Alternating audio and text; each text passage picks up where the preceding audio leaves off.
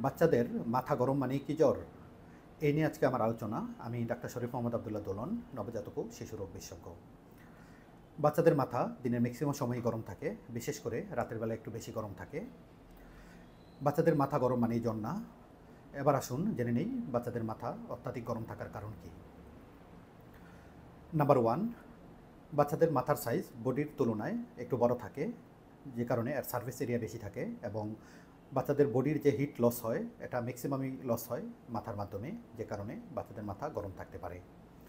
Number 2, বাচ্চাদের brain হচ্ছে developing. এই ডেভেলপিং ব্রেনে প্রচুর ব্লাড সাপ্লাই থাকে। এই প্রচুর ব্লাড সাপ্লাইয়ের কারণেও বাচ্চাদের মাথা গরম থাকতে পারে। নাম্বার 3 হচ্ছে ইমমেচিউর থার্মোরেগুলেশন, অর্থাৎ বাচ্চাদের বডির যেই এই তাপ কন্ট্রোল সেন্টারটা আছে এটা পুরোপুরি ম্যাচিউর হয় না, যে কারণে দেখা যায় যে বাচ্চাদের মাথাটা গরম থাকতে পারে। বাচ্চাদের মাথা গরম পেলেই জ্বর মনে করে ওষুধ খাওয়ানোর কোনো প্রয়োজন নেই।